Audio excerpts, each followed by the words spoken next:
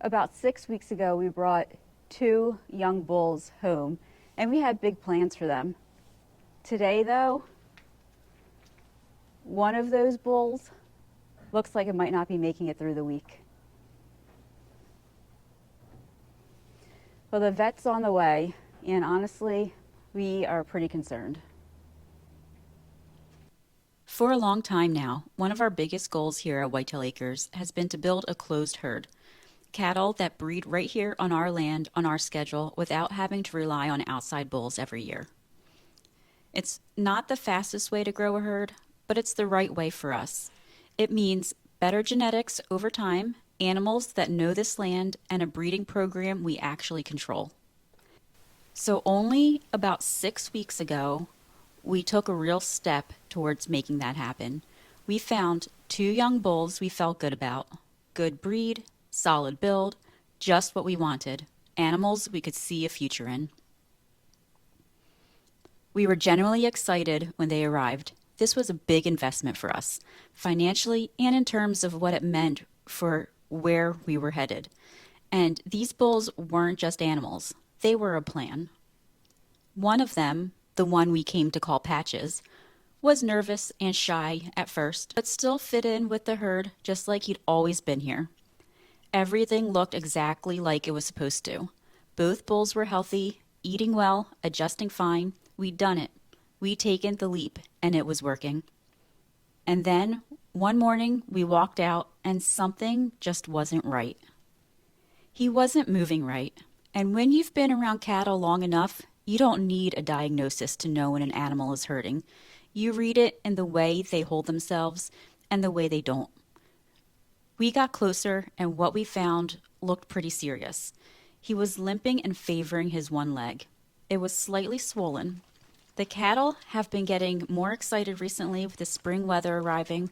Could he have been sparring with one of the other cattle or running around the field and twisted and broken his leg?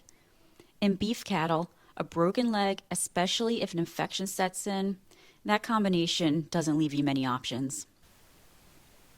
We set him up in his own pen to restrict his movement and allow him to rest and heal, but his leg continued to get worse, so we called the vet. But even as we made that call, in the quiet back part of our minds, we were already starting to prepare ourselves. When our vet arrived and got a good look at him, she confirmed what we were afraid of. The leg was likely broken and an infection had started spreading and was rapidly spreading just way too fast. There wasn't a treatment path that would give Patches a real chance at a good life. She looked at us and said the most humane thing, the kindest thing, would be put him down and end his pain. We knew it was the right call. Deep down, we'd been quietly coming to terms with it since we'd first seen him, but knowing something is right doesn't make it hurt any less. So we said yes. What happened next is something we'll carry with us for a long time. Our vet, and we are grateful for her, she didn't rush. She took her time and took extra care. She treated Patches like he mattered, because he did. She administered medication to help him get to sleep peacefully. And we were all there, standing near his pen, watching the vet and saying the goodbyes in our own way.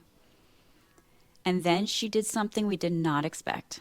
She knelt down next to him, right there in the pen, and she put her hand on his head and just stayed with him, comforting him as he drifted off. That image, this woman who works with animals every single day, still chose to kneel in the dirt and be present with one of ours. It just meant everything to us. Patches passed peacefully.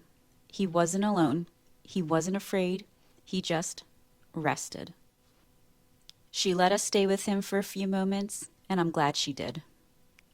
And here's something else we did not expect, and we're still a little in awe of it. His cattle friends somehow knew.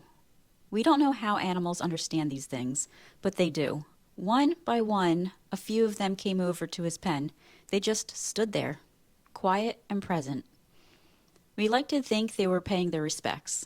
Farmers may tell you that animals don't have feelings the way we do.